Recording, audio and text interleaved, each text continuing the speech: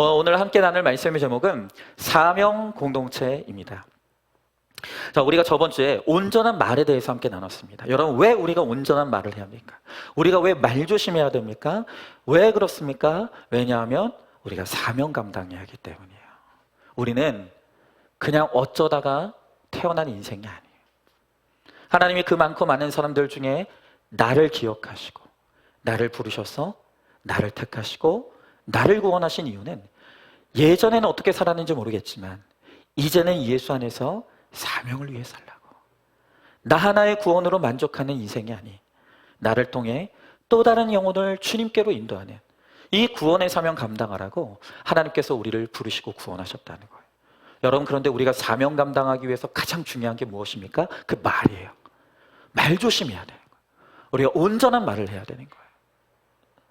여러분, 이렇게 우리 그리스도인들에게 인생의 목적은 바로 영혼 구원의 사명이에요. 하버드대의 행복 박사라고 불리우는 탈 벤 샤르라는 박사님이 있습니다. 여러분, 이분의 강의는요, 이 행복 강의는 하버드 내에서도 가장 명강의로 아주 인기가 많다고 합니다. 여러분, 제가 하는 말이 아니라 여러분들이 좋아하는 하버드대 박사님의 이야기니까 여러분 한번 잘 들어보세요. 이 탈 벤 샤르 박사님이 말하는 행복론은 4가지예요. 우리가 인생의 행복을 누리기 위해서 반드시 4가지가 필요하다는 거예요. 첫 번째는 관계 맺기, 두 번째는 베풀기, 세 번째는 집중하기, 네 번째는 극복하기라고 합니다. 여러분, 그런데 특별히 이 탈 벤 샤르 박사님이 이 4가지의 행복의 조건 중에 베풀어야 된다고 말하면서 가령 이런 얘기를 하는 거예요. 우리가 뭔가 돈을 주면서 너 갖고 싶은 거 사라 라고 하면 처음에는 그게 굉장한 행복을 준다고 합니다. 그런데 나를 위한 소비는요, 그 소비로 발생한 행복은 다음 날이 되면 없어진다는 거예요. 그런데 반면에 돈을 주면서 이 돈을 남을 위해 써라 라고 하면 처음에는 그 행복이 나를 위해 쓸 때보다 행복감이 강렬하지 않다는 거예요. 그런데 그것이 지속될수록 그 소비가 내가 아닌 타인을 향해 다른 사람을 위해 쓰는 것이 지속될수록 행복감이 훨씬 커지고 점점 커지고 오래 지속이 된다는 거예요. 여러분한테 중요한 게 뭡니까? 이 탈 벤 샤르 박사님이 말하기를 행복을 위한 조건을 아는 게 중요한 것이 아니라 그것을 실천하는 사람이 행복의 문을 열 수 있다라고 말하는 거예요. 여러분, 정말 그래요. 여러분, 우리가 어떤 게 행복을 위해 진정한 가치 있는 것인가, 어떻게 우리가 정말 행복할 수 있는가를 모르는 게 아니에요. 우리는 어렴풋이라도 무엇이 더 가치 있고 행복을 이루는 것인지 알아요. 그런데 아는 걸 행하지 않는 것이죠. 여러분, 그래서 이 탈 벤 샤르 박사님이 말하기를 행복을 위한 이 4가지, 관계 맺고 베풀고 집중하고 극복하기를 실천한, 이것이 굉장히 중요한데, 그런데 이렇게 행복으로 가는 그 과정에는 대가 지불의 고통이 따른다는 거예요. 여러분, 행복은요 그냥 주어지지 않아요. 그냥 내가 가만히 앉아있다고 어느 날 행복이 나에게 찾아오는 것이 아니라 행복은 우리가 추구해야 되는 것인데, 그런데 그 행복의 문을 열기까지는 우리가 대가를 지불하는 고통의 과정이 필요하다는 거예요. 여러분, 그 고통이 싫다고 실천을 피한다면 그 사람은 진정한 인생의 행복의 문을 열 수 없습니다. 하지만 반대로 그 고통을 감수하고라도 우리는 우리의 삶에서 끊임없이 다른 사람과 관계를 맺고 또 타인에게 베풀고 또 나 아닌 다른 사람의 아픔에 집중하고 또 현실을 도피하는 것이 아니라 나의 문제를 정면으로 직시하고 그것을 극복하고자 실천할 때 마침내 그 사람이 그 고통의 과정을 통과하여 행복의 문 안으로 들어갈 수가 있다는 거예요. 여러분, 거룩을 목적으로 놓는 인생에는요 세상에 알 수 없는 행복이 있습니다. 여러분, 우리가 인생의 목적은 행복이 아니라 거룩이라고 말하죠. 제가 항상 말씀드리지만 이 말이 행복을 포기해야 된다는 말이 아니에요. 여러분, 우리가 인생의 목적을 거룩에 두고 살아가면 그러면 진짜 행복이 우리들에게 온다는 걸 의미하는 거예요. 여러분, 생각해 보십시오. 우리가 행복하지 않은데 어떻게 예수 믿겠습니까? 행복하지 않은데 어떻게 구원의 사명으로 나아갈 수가 있겠습니까? 여러분, 어제요, 제가 개인적으로 저희 친가 그 조부모님의 추도식이 있었어요. 그래서 오랜만에 이제 친가 어른들 또 형제들, 이제 친척 사촌들이 모였어요. 그런데 저희 이제 사촌들이 나이가 비슷비슷해요. 네, 나이가 뭐 한두 살, 대여섯 살 뭐 이 차예요. 근데 어제 뵀던 오랜만에 뵀던 사촌 형님이 저를 보더니 뭐라 그러냐면, 와, 얼굴이, 제가 한 말이 아니에요. 제가 한 말이 아니에요. 저보고 얼굴이 하나도 안 늙었다고. 어떻게 그렇게 얼굴이 좋냐고. 비웃지 마세요. 네. 얼굴이 너무 좋다 그러는 거예요. 여러분은 감동이 없어요. 감동이. 네? 하여튼 그러는 거예요. 그러면서 그 사촌 형님이 저한테 뭐라고 물어보냐면, 인생이 평안한 방법이 뭐냐는 거예요. 저한테 어떻게 하면 좀 인생이 편안할 수 있냐는 거예요. 그래서 제가 뭐라고 대답했겠어요? 형님, 당연히 인생이 평안하려면 예수님 믿고 은혜 받으시면 됩니다 라고 이야기했어요. 그랬더니 대뜸 이 형님이 뭐라고 하냐면, 그거 말고 다른 거 없냐는 거예요. 그러니까 이 형님은 저희 친가 식구들이 집사님도 많고 뭐 많은데 잡사도 많아요. 이상하게 믿는 분들도 많은데, 그러니까 목사니까 당연히 목사 같은 말만 한다고 생각하는 거예요. 근데 여러분 제 얼굴이 괜찮잖아요. 제가 무슨 마사지를 받겠습니까? 피부과를 다니겠습니까? 여러분, 제 얼굴은 영생 화장품으로 다져진 얼굴이에요. 그러니까 여러분, 이걸 세상은 모르는 거예요. 이걸 모르는 거예요. 저 박은성이라는 사람은 술도 안 마시고 담배도 안 피우고 유흥을 즐기는 것 같지도 않고, 내가 볼 때는 세상적으로 즐거운 게 없는 것 같은데 왜 저 사람 얼굴에는 나한테는 없는 평안이 있지? 왜 저 사람 얼굴에는 나한테는 없는 기쁨이 있지? 왜 저 사람은 안 늙지? 여러분 얼굴에 책임지셔야 되는 거예요. 여러분 얼굴이 복음이 돼야 돼요. 여러분, 우리 신자의 삶에는 세상이 모르는, 세상이 알 수 없는 기쁨이 있는 거예요. 구원받았기에 얻을 수 있는 기쁨이 있고, 나만 위해 사는 이기적인 인생이 아닌 나를 넘어서 타인을 위해 살아가는 인생에서 얻어지는 세상이 알 수 없는 행복이 있는 것이죠. 여러분, 구원의 사명이 신자의 여정 속에 반드시 필요한 것이기 때문에 우리는 이제 나를 넘어서야 되는 거예요. 다른 사람을 향해서 가야 되는 거예요. 여러분, 그런데 우리 인생의 목적이 나의 행복만이 아닌 거룩이고 사명이라는 것을 날마다 상기시켜주는 공동체예요.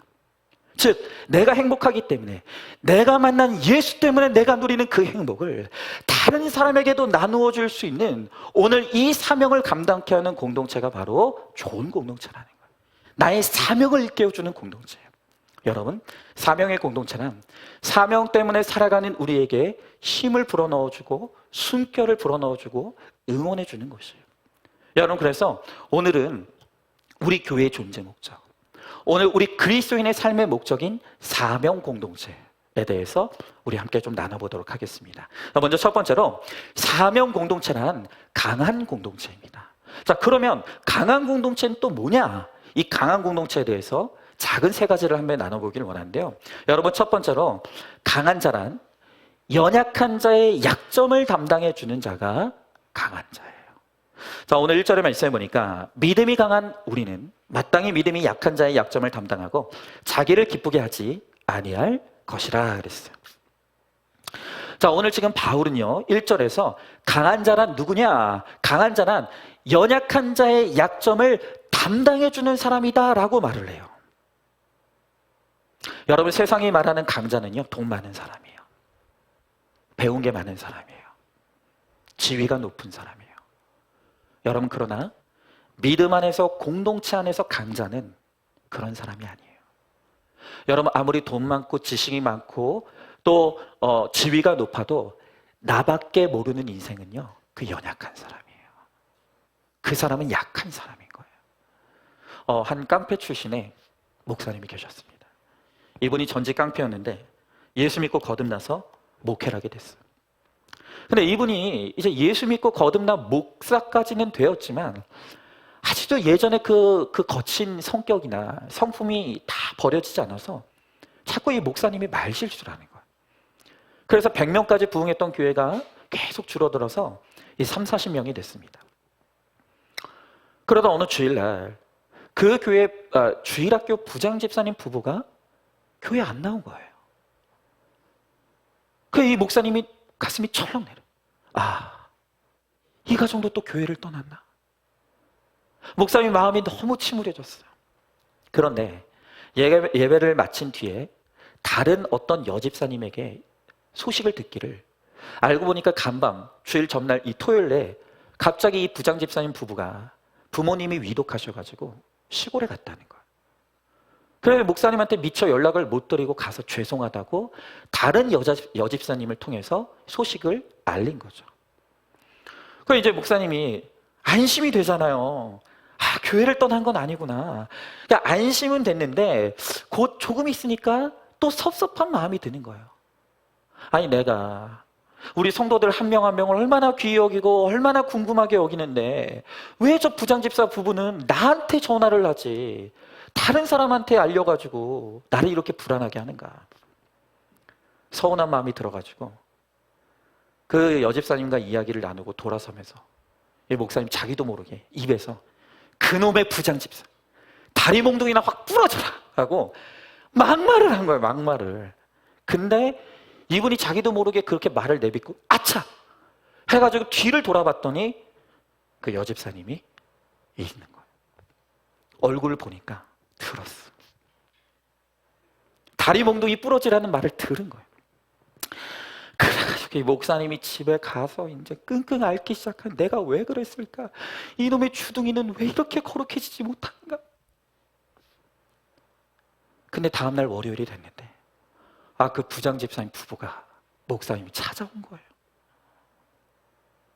그래서 목사님 속으로 내가 어제 다리 몽둥이 부러지라는 얘기를 들었구나. 진짜 이 부부가 나를 떠나려고 왔구나. 이게 찹찹한 얼굴로 이제 마주를 대하고 앉았단 말이에요.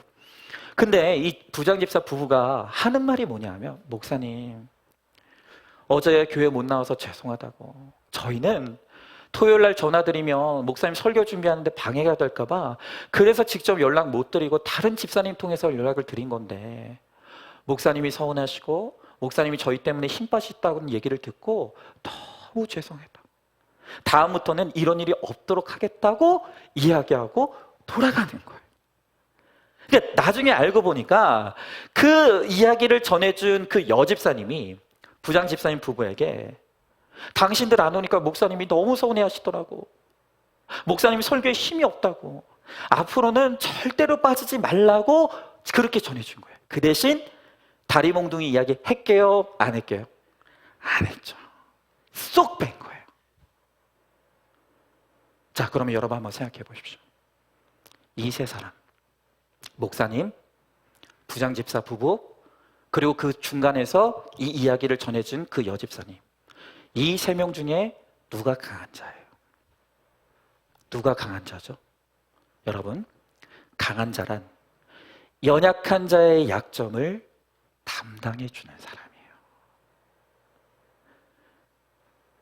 우리가 그 사람의 신앙의 수준, 그 공동체의 건강함의 수준을 알려면 그 연약한 자를 어떻게 대하느냐, 그 연약한 자를 대하는 태도를 보면 알아요. 여러분, 믿음이 연약한 사람은요, 다른 사람의 연약함을 담당하지 못해요. 건강하지 못한 교회는 연약한 성도를 업신여기고 차별해요. 그러나 여러분, 건강한 영적인 이 건강성을 지닌 성도는요, 능히 어떤 사람이라도 품을 줄 알아요. 건강한 공동체는요, 어떤 사람이 와도 그 사람을 품어낼 수 있는 거예요. 여러분, 아까 서두에도 말씀드렸다시피 강한 자는 우리 모두가 느끼듯이 그 다리 몽둥이 이야기는 쏙 빼고 이야기를 전해준 그 중간 집사님이죠. 여러분, 바로 이런 분이야말로 목회자의 연약함, 지체들의 연약함을 담당하고 그 공동체를 하나로 묶어주는 영적인 강자인 거예요. 여러분, 그렇다면 강한 자의 반대는 뭘까요? 강한 자의 반대는 연약함을 담당해 줄 우리 공동체가 없는 사람이죠. 여러분, 신앙생활에는 연수가 중요한 건 아닌 것 같아요. 어떤 분을 보면 신앙생활을 40년, 50년을 했는데도 내 연약함을 담당하고 함께 끌어안아줄 우리의 공동체가 없는 분들이 있어요. 여러분, 예배 열심히 나옵니다. 신앙생활해요. 주일날이면 꼬박꼬박 예배 잘 드려요. 그런데 정말 나의 힘들고 아픈 이야기를 나눌 공동체가 아무도 없는 분들이 있어요. 내가 아무렇지 않은 척하고 예배의 자리에 있지만 내 속은 썩어가요. 그런데 누구에게도 내 사정을 이야기할 수 없고 누구도 지금 내가 겪는 아픔을 알 수 없는, 정말로 고립된 신앙생활을 하시는 분들이 있다는 거예요. 여러분, 그런 사람은요, 아무리 교양이 있고 돈이 있어도 그 연약한 분이에요. 그분은 연약한 분이에요. 여러분, 돈이 없어서 연약한 게 아닙니다. 건강이 없어서 연약한 게 아니에요. 내 약점을 담당해줄 우리의 공동체가 없기 때문에 그 사람은 점점 병들어가고 죽어갈 수밖에 없는 거죠. 여러분, 오늘 강한 자가 약한 자의 약점을 담당하는 방법이 뭐라고 말하고 있냐면, 오늘 성경은 자기의 기쁨을 구하지 않는 것이에요. 여러분, 연약한 사람은요, 사람을 가려 만나요. 나랑 맞는 사람, 내 기질과 성격과 맞는 사람, 내가 어울리게 편한 사람. 영적으로도 똑같더라고요. 영적으로도 우리는 나의 믿음에 뭔가 보탬이 될 것 같고 내가 좀 기댈 수 있고 배울 수 있을 것 같은 사람하고만 어울리려고 해요. 여러분, 그러나 하나님은 우리 공동체 안에 나랑 맞는 사람, 나랑 잘 어울리는 사람만 넣어주지 않았어요. 힘든 사람, 아픈 사람, 이상한 사람들을 넣어주시는 거예요. 왜 그렇습니까? 우리가 나랑 맞지 않고 힘든 그 사람들을 품어내려고 하는 그 몸부림과 노력 가운데서 나도 모르게 성장하는 거예요. 여러분, 기대고자 하는 사람은요, 성장이 없어요. 그러나 나와 뭔가 다르고 내가 내 상식과 이성으로는 이해할 수 없는 어떤 사람을 품어내려고 하는 그 몸부림의 고통이 있는 사람이 성장하는 거예요. 그래서 하나님께서 우리의 공동체 안에 나와 참 다른 사람들을 넣어주시는 거예요. 여러분, 강한 공동체는 어떤 사람입니까? 다른 사람의 연약함을 감싸주는 사람, 담당해주는 사람. 그러니까 두 번째로, 강한 공동체는 어떤 공동체냐? 이웃을 기쁘게 한대요. 자, 오늘 2절의 말씀해 보니까 우리가 각 사람이 이웃을 기쁘게 하되 선을 이루고 덕을 세우도록 할지니라 그랬어요. 여러분, 이웃을 기쁘게 하는 것은 그 사람을 영적으로 세워주는 거예요. 그 사람의 영혼의 연약함을 바라보며 그 사람의 구원을 위해서 우리가 나의 십자가를 지고 희생하고 섬기는 것이 덕을 이루는 기쁨인 거예요. 여러분, 마틴 셀그만의 책이 있어요. 무기력의 심리학이라는 책에 보면 이런 이야기가 나와요. 아기들에게 엄마가 굉장히 중요한 이유가 있대요. 왜 아기들에게는 엄마가 중요하냐? 그것은 아이들이 울고 볼찰 때마다 이 아이에게 반응해 주는 존재가 엄마이기 때문이라는 거예요. 여러분, 때로는 우리 엄마들이 아이들에게 긍정적인 반응만 해주지 못할 때가 있어요. 당연히 너무 힘들죠. 짜증도 나요, 화도 나요, 신경질도 나요. 여러분, 그러나 그럼에도 불구하고 아이가 그렇게 울고 부칠 때 엄마가 어떤 반응이 됐던 아이에게 반응을 해주면 아이들은 그 엄마의 반응을 통해서 내가 의미 있는 존재라는 거. 아, 우리 엄마가 나에게 관심 있구나, 내가 의미 있는 존재구나 라는 것을 이 아이들은 깨달아 간다는 거예요.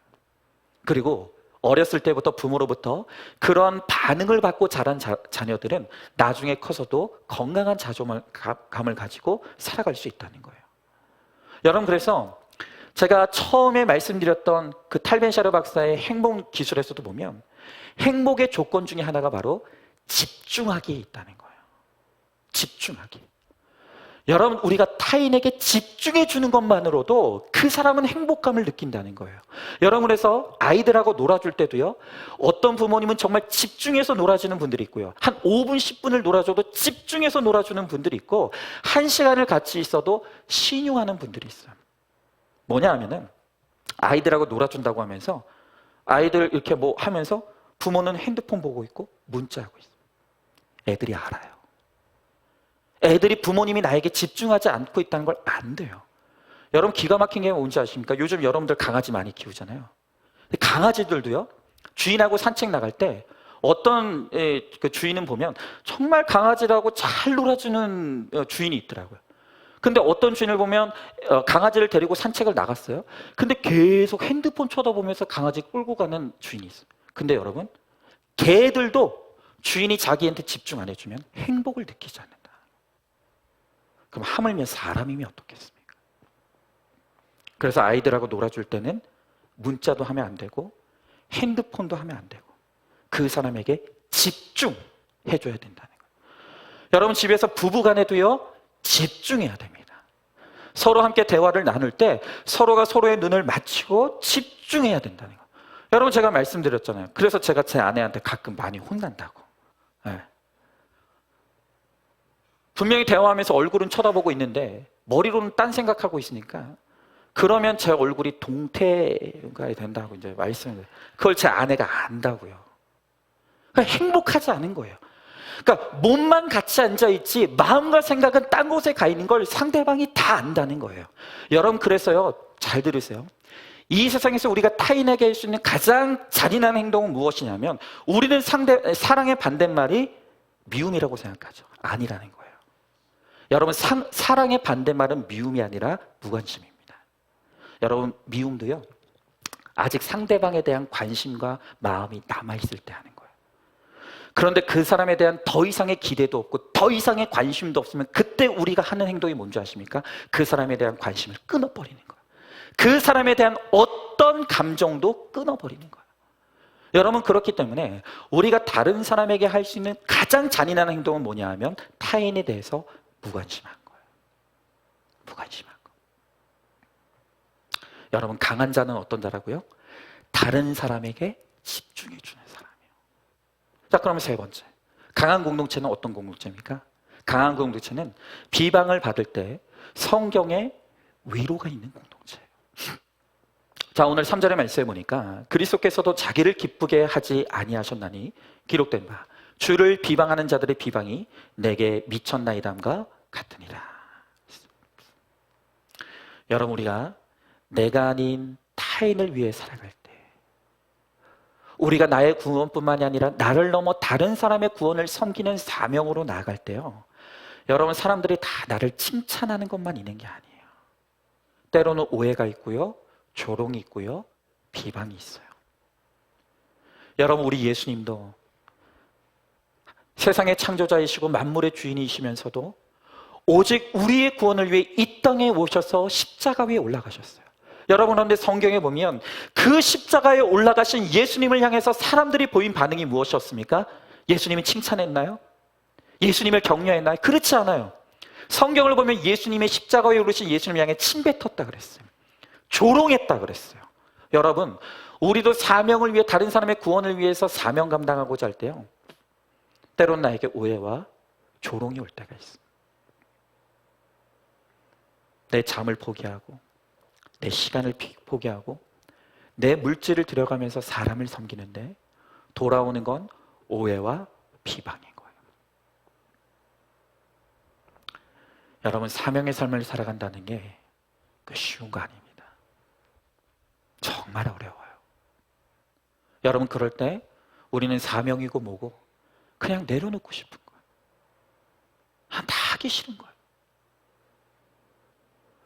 여러분 그래서 어떤 성도님들은요, 교회에서 신앙생활하면서 정말 섬기고 희생하고 봉사하다가 상처받고 아픔받으면 교회를 떠나서 딴 교회 가면요, 다시는 봉사 안 해요. 다시는 내가 봉사하나 봐라 하고 딴 교회 가서 딱 숨어버리는 분들이 있어요. 우리가 그럴 수 있다는 거예요. 여러분 이럴 때 절대적으로 필요한 것이 바로 성경의 위로예요. 오늘 4절의 말씀에 보니까 무엇이든지 전에 기록된 바는 우리의 교훈을 위하여 기록된 것이니 우리로 하여금 인내로 또는 성령의 위로로 소망을 가지게 함이라 라고 했어요. 여러분 하나님의 말씀으로 내 자신을 돌아보고 오늘 우리가 사명 때문에 받는 아픔과 고난과 오해를 받을 때 십자가 위에 달리신 예수님을 바라보면 거기 위로가 있다는 거예요. 나면 사망 감당하다가 이렇게 아픔 당하는 게 아니구나. 예수님도 사명 감당하다가 저렇게 조롱받고 침뱉음을 당하셨구나. 그렇다면 나도 힘을 내야겠구나. 여러분, 사람이 주는 위로로는 우리가 이 사명 감당하다가 당하는 아픔을 이길 수가 없어요. 여러분, 목사라고 낙심이 없겠습니까? 여러분, 제가 언젠가 새롭게 하소서 간증 프로그램을 보는데 MC 주용훈 씨가 그런 얘기를 하더라고요. 자기가 이 새롭게 하소서에 출연하는 많은 목사님 사모님을 만난다는 거예요. 그런데 많은 목사님 사모님을 만나는데 녹화 들어가기 전에 이분들하고 대화 나눠보면 깜짝 놀란다는 거예요. 그렇게 많은 목사님 사모님들이 우울증에 걸려가지고 병원 다닌다는 거예요.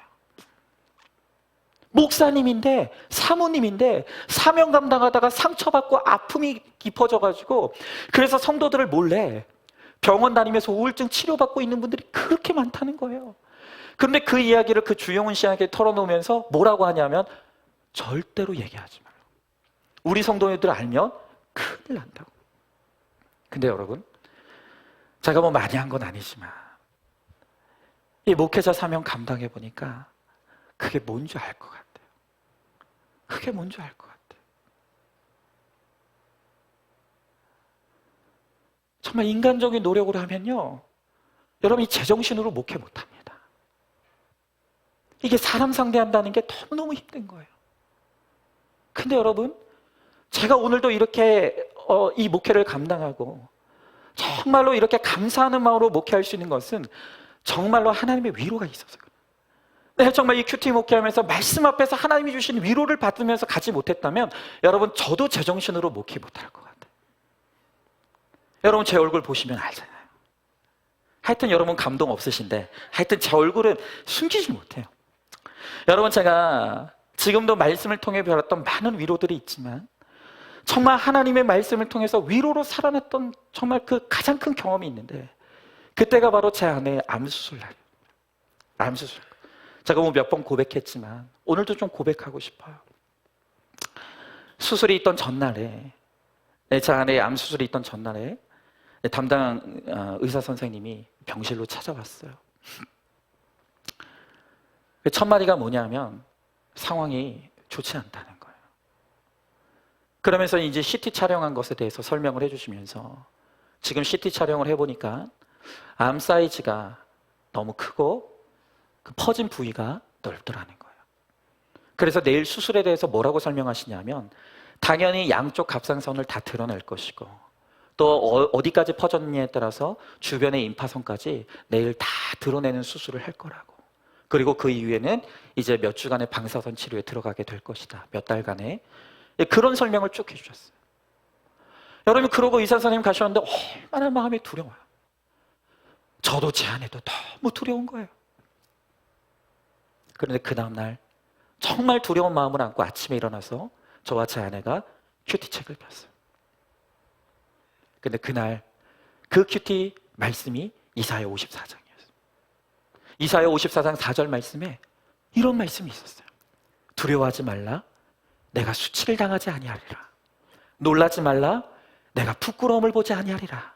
내가 너의 젊었을 때의 수치를 잊게 해줄 것이다. 기가 막히죠.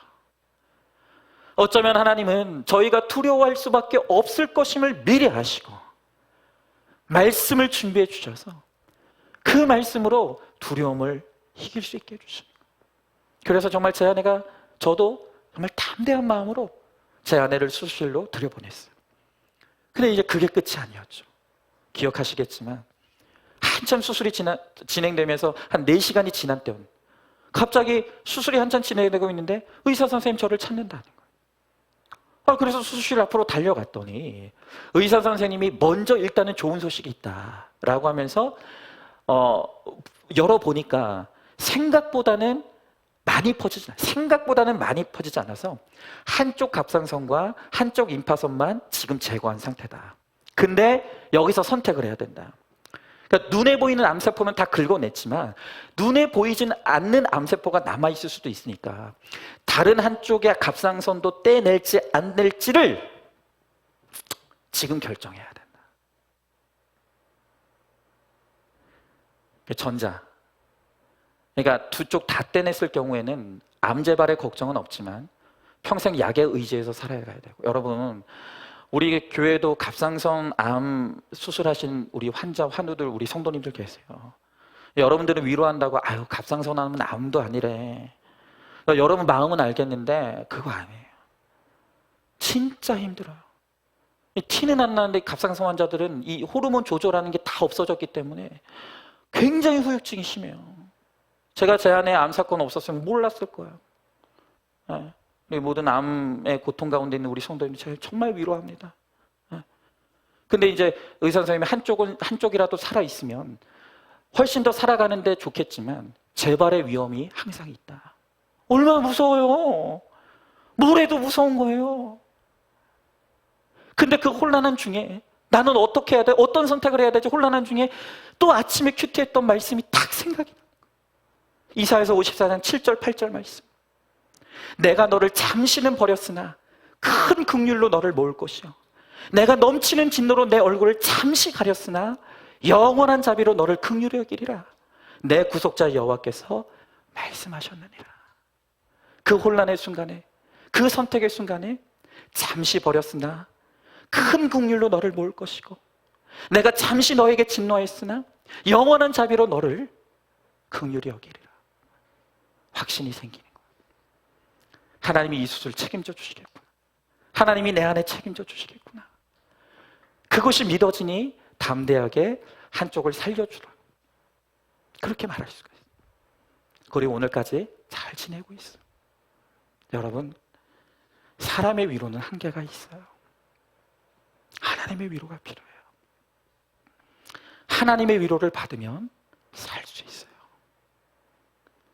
살아갈 힘이 생기고 능력이 생기는 거예요. 하나님께로 나오셔야 돼요. 여러분 한번 질문해 봅니다. 내가 담당해야 될 우리, 또한 나의 연약함을 담당해 줄 우리가 있습니까? 강한 자에게는 약하고 약한 자에게는 강한 비겁한 기쁨을 찾고 있지는 않습니까? 믿음 때문에 비방을 받아도 성경의 안위와 위로를 맛보는 이 공동체를 경험하고 있습니까?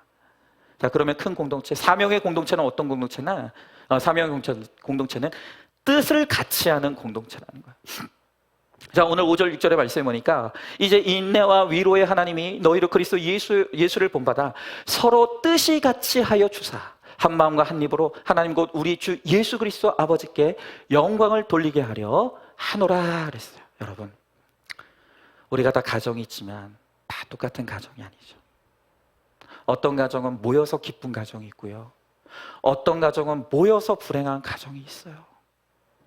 근데 뭐가 행복한 가정과 불행한 가정의 차이를 만든다고요?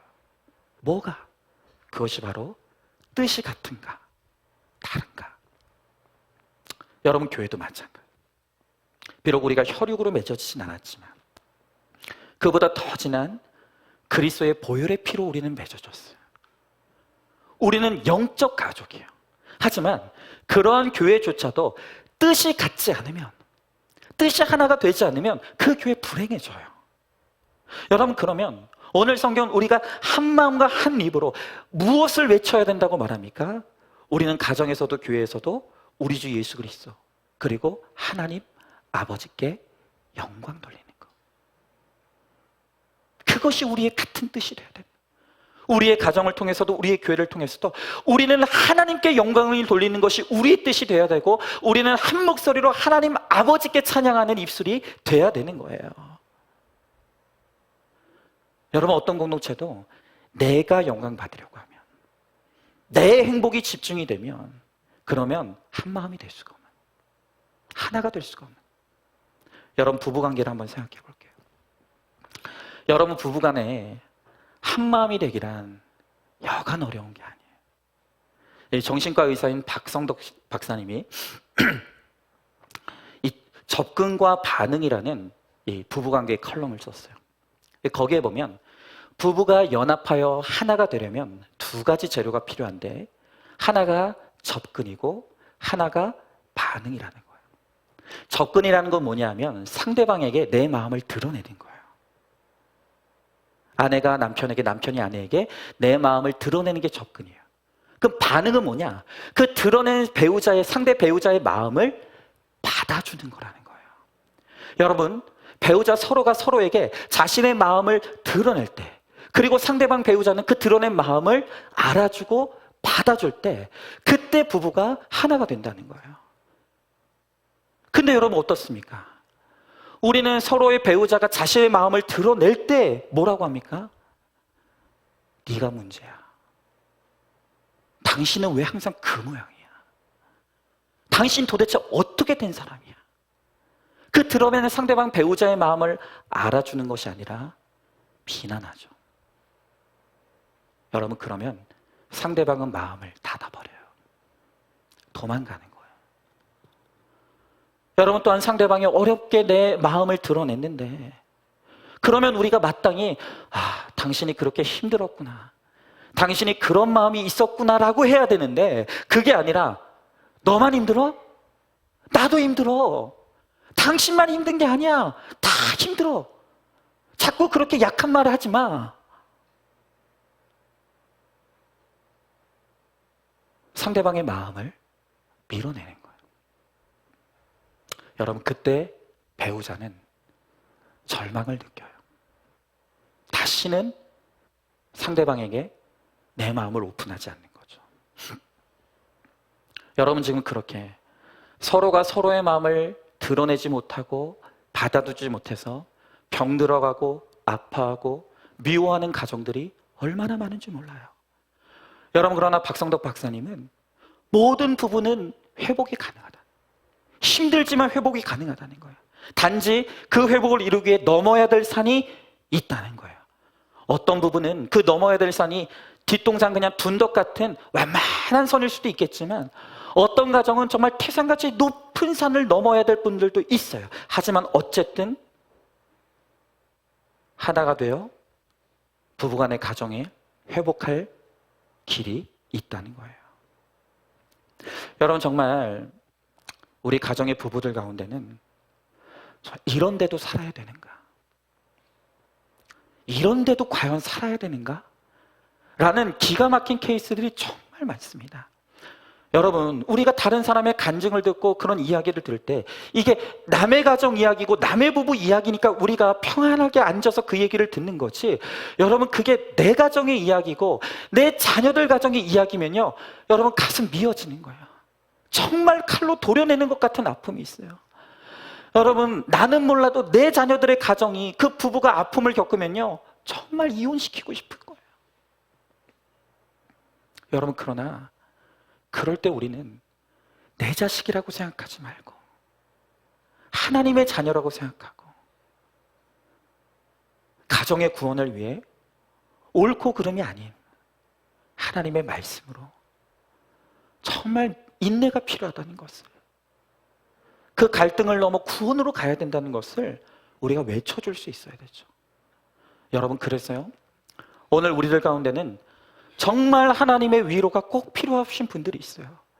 여러분, 지금 오늘 우리가 멀쩡하게 오늘 이 예배 자리에 앉아있지만, 오늘 한 주간 동안 진짜 전쟁 치르고 오늘 이 자리에 오신 분들이 있다니까요. 하루에도 수십 번 정말 내가 이런 남편하고 살아야 되는 게 맞는가?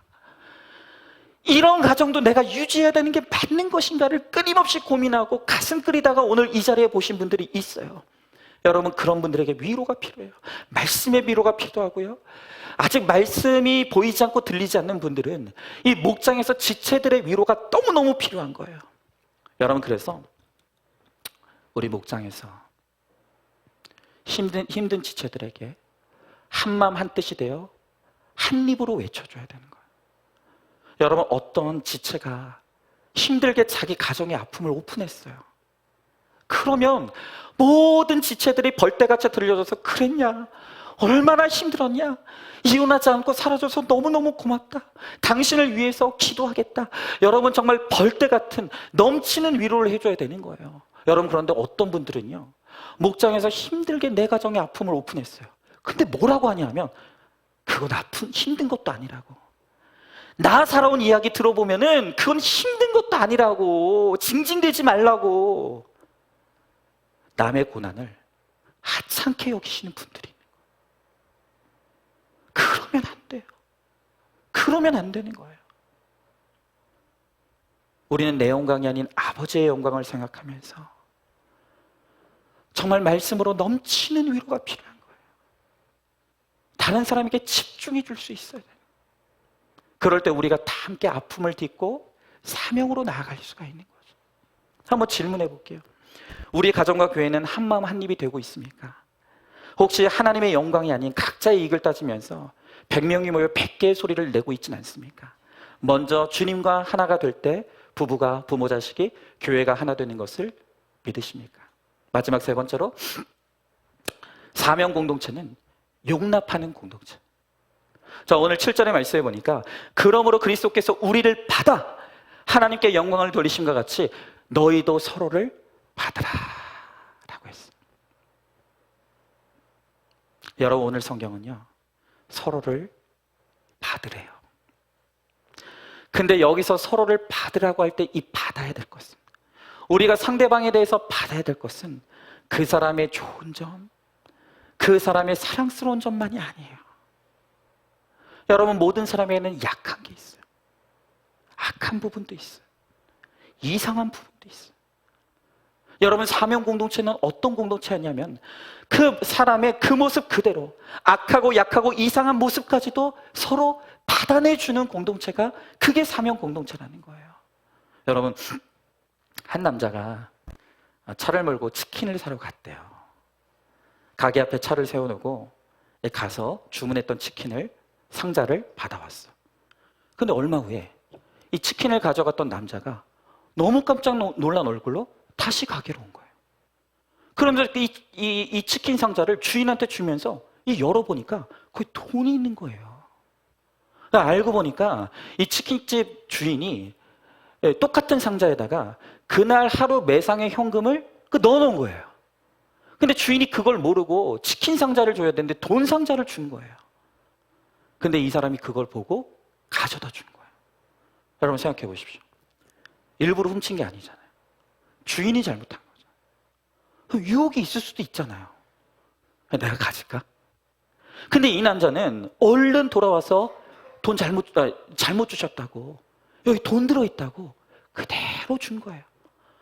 그래서 이 치킨집 사장이 너무 놀래가지고, 세상에 요즘에도 이런 분이 있다고, 당신같이 정직한 사람은 세상에 알려야 된다고 하면서 자신이 아는 신문사 기자가 있는데 내가 그 사람한테 당신의 이야기를 좀 소개하고 싶다 그랬더니 이 사람이 완강하게 거절. 아니라, 나는 그런 칭찬을 들을 사람이 아니니까 절대로 하지 말라고. 그랬더니 주인이 겸손하기까지 하다고, 정말 이런 사람은 꼭 알려야 된다고, 제발 당신의 이야기를 알릴 수 있게 해달라고 했더니 이 사람이 빌기 시작하는 거예요. 제발 알리지 말라고, 난 그걸 원하지 않는다고. 이상하잖아요. 그래서 치킨집 사장이 혹시 이유가 있으시냐고, 왜 알리면 안 되냐. 그랬더니 이 사람이 솔직하게 고백하기를, 사실은 지금 내 아내는 내가 출장 떠난 줄 안다고. 출장 떠난 줄 안다고. 지금 내 차에 앉아있는 사람은 사실은 내 아내가 아니라고. 제발 알리지 말아달라고 빌드를 하는 거예요. 여러분, 우리가 인간을 어떤 한 면만 보고 전체를 판단하고 열광하는 게 얼마나 위험한 일인 줄 알아야 돼요. 여러분, 그 사람을 자세히 뜯어보잖아요. 여러분, 우리가 어떤 가정을 보면, 어떤 사람을 보면 정말 다 가진 것 같이 느껴지는 사람이 있고 가정이 있어요. 그렇지 않아요. 여러분, 어떤 사람도 완벽한 사람이 없고요, 어떤 가정도 완벽한 가정이 없어요. 다 안으로 들어보면 거기에 누구에게도 이야기하지 못하는 고통이 있고요, 아픔이 있고요, 갈등이 있어요. 그러니까 우리가 오늘 이만큼이라도 살아가고 오늘 이만큼이라도 쓰임받을 수 있는 건, 우리가 그렇게 허물이 많고 연약함과 악함이 많지만 하나님이 그 작은 어떤 부분을 쓰시는 것뿐이에요. 여러분, 어떤 분 그런다 그러더라고요. 박은성 목사는 부부싸움을 하나? 저렇게 거룩한 말씀 전하는 박은성 목사는 부부싸움은 한다니까요. 해요. 여러분, 이런 표현 정말 죄송해요. 정말 쫌스러운 걸로 싸워요, 저도. 우리 다 허물 많은데 그냥 작은 어떤 부분 가지고 그냥 하나님이 불쌍히 여겨주셔서 쓰임받는 것뿐이에요. 여러분, 우리는요 진짜 약점투성 인간이에요. 근데 하나님이 우리들에게 그런 약점을 그냥 두시는 이유는 우리의 그 약점과 연약함을 통해서 우리가 하나님의 은혜가 필요하다는 것을 깨달아가게 하십니다. 우리를 겸손케 하십니다. 여러분, 우리가 완벽하면 하나님께 영광 돌릴 것 같습니까? 아니에요. 교만해져요. 그러니까 우리가 우리의 연약함과 실수와 실패를 통해서 우리는 끊임없이 내가 하나님의 은혜가 필요한 연약한 죄인이라는 것을 우리가 고백하며 가는 거예요. 여러분, 그러므로 우리가 형제의 연약함을 용납하지 못한다면 여러분, 그건 하나님의 영광을 막는 거예요. 하나님의 영광을 막는 거예요. 여러분도 완전하지 않고 여러분도 실수투성이고 연약함투성이면서 종류만 다를 뿐이지 다른 사람도 연약함이 있고 나도 연약함이 있을 뿐인데 나는 그런 사람이 아니라고 하면서 다른 사람의 연약함을 업신여기고 무시한다면 여러분, 그건 하나님의 영광을 가리는 거예요. 마지막으로 한 자매의 고백이에요. 이 자매의 남편이 어느 날 술이 만취가 돼서 왔는데, 아니, 이 사람이 남편이 술주정을 하면서 아무개 자기 하면서 딴 여자 이름을 그렇게 부르더라는 거예요. 이 술에 취해서 만취했으니까 이제 막 이성이 없잖아요. 그러니까 아내가 있는 줄도 모르고 딴 여자 이름을 부르면서 자기야 자기야 그러고 있더라는 거예요. 아유, 저는 이 간증을 들으면서 제가 술을 안 마시는 게 얼마나 감사한지 그냥. 그래서 여러분, 그 이야기를 듣고 있는 게 얼마나 기가 막히겠어요. 내 남편이 그런다고 생각해 보세요. 뺨싸대기를 아주 그냥. 당장 이혼이라도 해야 되지 않겠습니까? 근데 참 이상하죠. 그날 그렇게 술이 만취돼서 딴 여자 이름을 부르다가 쪼그려서 잠을 자고 있는 그 남편의 얼굴을 보는데 갑자기 너무 불쌍해 보이더라. 이 자매가 그 술에 만취가 돼서 지쳐서 잠들어 있는 그 남편의 등을 쓸어내리면서 하나님 앞에 그렇게 기도했다는 거예요.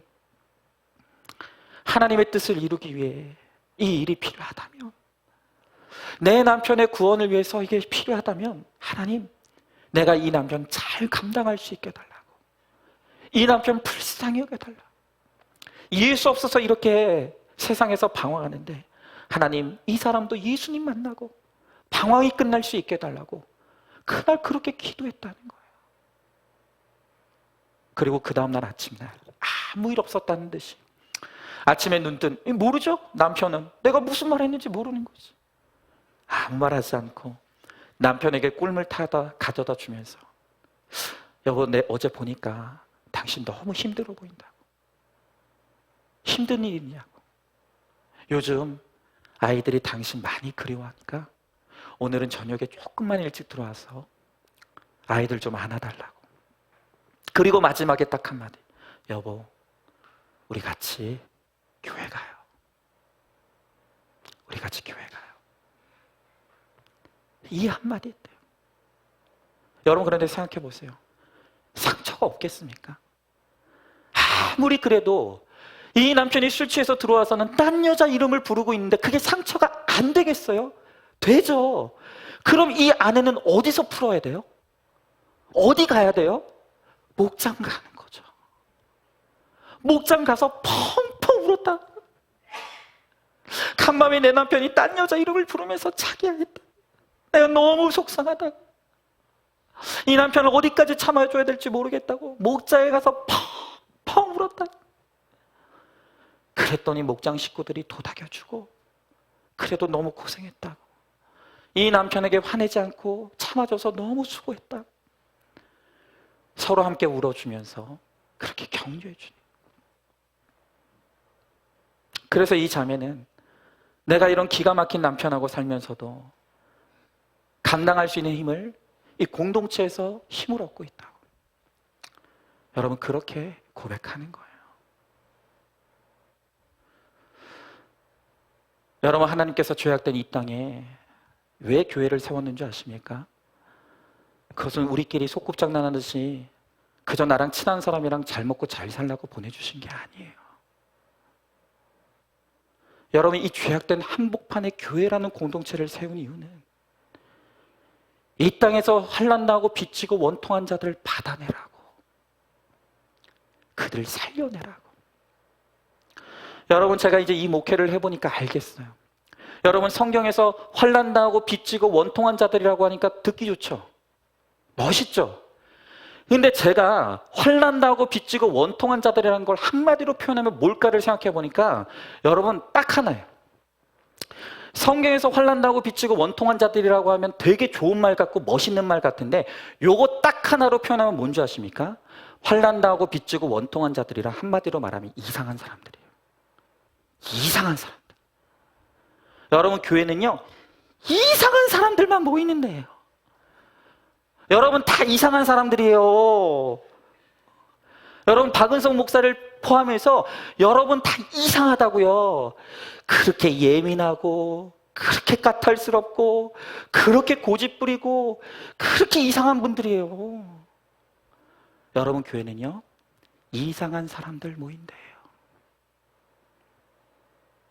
서로의 이상한 것을 보면서 나의 이상한 것을 깨닫고, 우리가 서로의 연약함을 담당해주고 채워주고 보태주면서 그렇게 온전함을 이루어갈 때 우리가 나의 구원을 넘어 우리의 구원을 이루고 또 다른 사람의 구원을 이루는 사명으로 나아가게 될 줄로 믿습니다. 그래서 오늘 사랑하는 우리 모든 성도님들 꼭 기억하십시오. 오늘 다 잊어버려도 좋은데 오늘 딱 하는, 교회는 이상한 사람들만 모인 데다. 나도 이상하고 너도 이상하고 우리도 이상한데 서로의 이상함을 서로 보태주고 끌어안아주고 채워주면서 그렇게 함께 구원으로 나아가는 저와 여러분, 우리 모두가 될 수 있기를 주님의 이름으로 간절히 축복합니다. 오늘 이 시간 우리 말씀 기억하면서 함께 찬양하고 우리 함께 기도하기를 원합니다.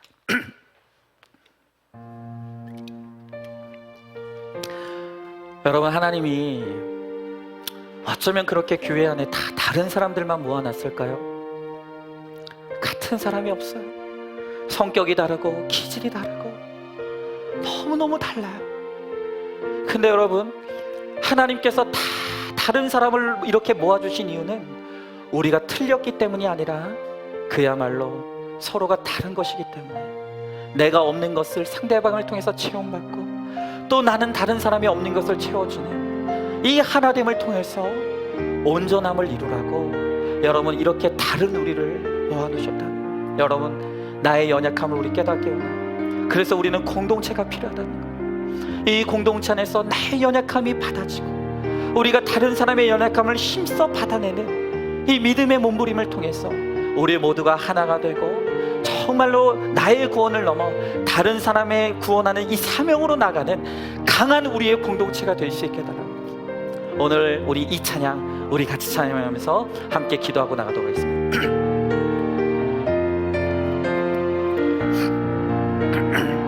우리가 찬양합니다. 주 안에 우린 하나, 모습은 달라도 예수님 한 분만 바라네. 아멘. 사랑과 선행으로 서로를 격려해 따스함으로 보듬어 가리. 주님 우리 안에 함께 계시니 형제자매의 기쁨과 슬픔 느끼네. 내 안에 있는 주님 모습 보네. 그분 기뻐하시네.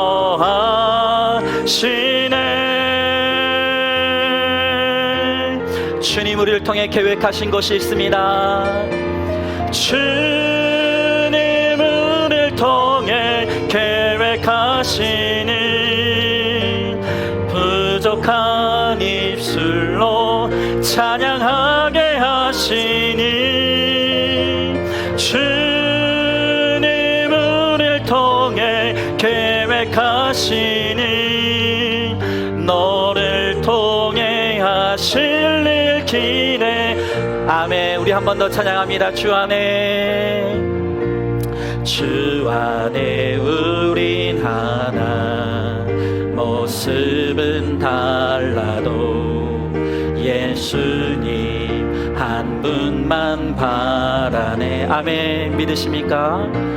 사랑과 선행으로 서로를 격려해 따스함으로 보듬어 가니 주님 우리 안에 하게 하시니 형제 자매의 기쁨과 슬픔 느끼네. 내 안에 있는 주님 모습 보네. 그분 기뻐하시네.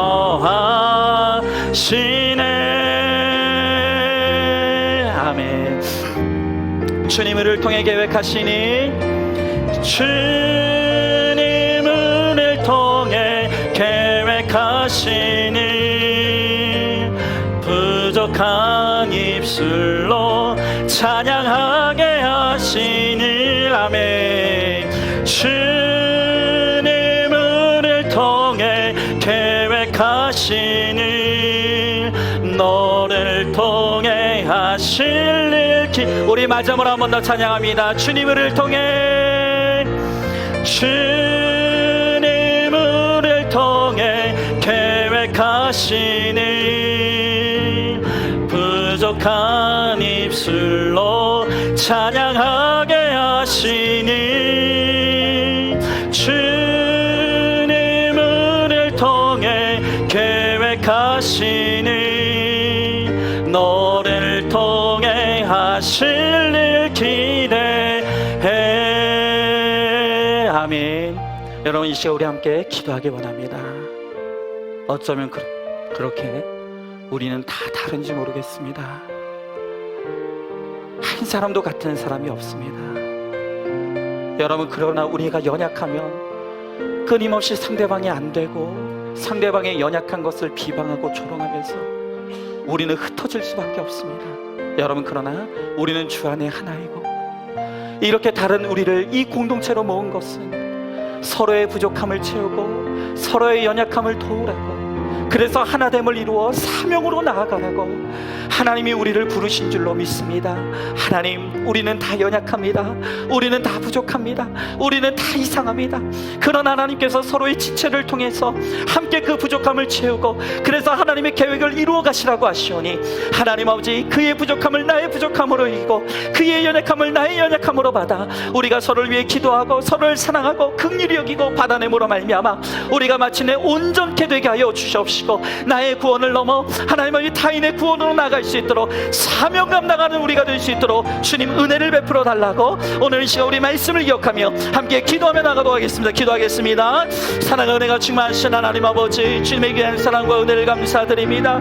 주여 나의 하나님 아버지, 그렇습니다. 주님께서 우리를 이곳으로 모아주시고 주님께서 우리를 하나 되게 하시고 하나님 주님께서 우리로 하여금 이 공동체 안에서 하나됨을 이루어가라고 주님 말씀하십니다. 그러나 하나님 아버지, 우리가 연약하기에 다른 이의 연약함을 바라보며 하나님 아버지 우리가 그것을 업신여기고 조롱하고 아버지 하나님 아버지 온전히 받아내지 못했던 아버지 우리의 강박함과 연약함을 이 시간 주님 앞에 회개하며 나아갑니다. 주여 나의 하나님 아버지, 이제는 온전케 하라는 하나님 주님의 말씀을 우리가 순종할 수 있게 하여 주시옵시고 아버지 하나님, 서로가 서로를 바라내고 서로가 서로를 격려하고 서로가 서로를 말씀으로 위로하며 아버지 우리가 하나님으로 말미암아 정말 하나님께 영광을 돌리고 아버지 하나님 구원의 사명으로 나아갈 수 있도록 주여 나의 하나님 아버지 도와주시옵소서. 주님, 우리 한 사람 한 사람을 기억하여 하여 주셔서 오늘도 하나님 말씀의 위로가 필요한 우리 지체들이 있습니다. 하나님의 위로가 필요한 우리 지체들이 있습니다. 아버지, 일주일을 살아가면서 너무나 지친 심령으로 오늘 이 자리에 나온 우리 사랑하는 성도들이 있습니다. 주여, 나의 하나님 아버지, 오늘 말씀의 위로가 임하게 하여 주시옵소서. 공동체에 넘치는 위로가 임하게 하여 주시옵소서. 그래서 하나님 아버지, 우리가 다시 한번 살아갈 힘을 얻게 하여 주시옵시고, 다시 내 가정의 사명지로 나아가 아버지 우리의 사명 감당하며 우리의 십자가를 잘 지고 나갈 수 있도록 주여, 나의 하나님 아버지 함께 하여 주시옵시고, 주여 도와주시옵소서. 믿습니다. 아멘. 감사합니다. 주님, 오늘 주님께서 우리를 이곳으로 불러주셨고, 주님이 우리를 하나 되게 하셔서 오늘 우리가 여기 있습니다. 어쩌면 그렇게 우리는 같은 사람이 하나도 없습니까? 어쩌면 그렇게 우리는 내 마음에 드는, 쏙 드는 사람이 하나도 없습니까? 그러나 하나님께서 이렇게 다르고 이렇게 안 맞는 우리를 이곳으로 불러 모으신 것은 서로의 연약함을 비방하고 서로의 연약함을 업신여기라고 불러주신 것이 아니라 나의 연약함을 그를 통해 채우고 그의 연약함을 나를 통해 채워주라고, 그래서 하나됨을 이루어 한 목소리로 하나님께 영광 돌리고 나의 구원을 넣어 너의 구원으로 나아가라고 하나님께서 우리를 불러주신 줄로 믿습니다. 하나님, 이제는 다른 사람의 연약함을 바라보며 비방하고 정죄했던 우리의 악함과 우리의 죄악을 주님 용서하여 주시옵시고, 이제는 상대방의 연약함 속에 나의 연약함을 보게 하시고 상대방의 죄된 모습 속에 나의 죄악을 보게 하여 주셔서 우리가 서로를 긍휼히 여기고 받아내며 또한 서로를 사랑함으로 말미암아 정말 하나됨을 이루는 공동체가 되게 하여 주시옵시고, 사명의 공동체로 나아갈 수 있도록 주여 함께하여 주시옵소서. 하나님, 특별히 오늘 이 시간 정말 하나님의 위로가 필요한 그 한 사람이 있습니다. 이 한 주를 살아가면서 너무 지쳤습니다. 너무 힘듭니다. 하나님, 내 가정을 살아내는 것이 너무너무 버거운 우리 성도들이 있습니다. 하나님, 오늘 이 시간 그 위로가 필요한 한 사람에게 하나님의 말씀의 위로가 넘치게 하여 주시옵소서. 하나님, 이 공동체의 위로가 쏟아 부어지게 하여 주시옵소서. 그리하여서 정말 힘을 얻어 다시 한번 용기를 내어 내 가정으로 나갈 수 있게 하여 주시옵시고, 거기서 나의 십자가를 지고 가정구원의 사명 잘 감당할 수 있도록 주님 은혜 베풀어 주시옵소서. 반드시 우리 주님께서 그렇게 하여 주실 줄 믿사오며 사랑이 많으신 우리 예수님 이름 받들어 기도드리옵나이다. 아멘. 이제는 우리 주 예수 그리스도의 은혜와 하나님의 사랑과 성령의 교통하심이, 이제는 서로의 다름이 예수 그리스도 안에서 하나됨을 이루어 우리가 한 몫으로 주님께 영광 돌리고 나의 구원을 넘어 타인의 구원을 감당하며 그래서 주님께 영광 돌리는 강한 우리 공동체를 이루기를 소망하는 사랑하는 모든 성도들 머리머리 위에 이제로부터 영원토록 함께 계실지어다. 아멘.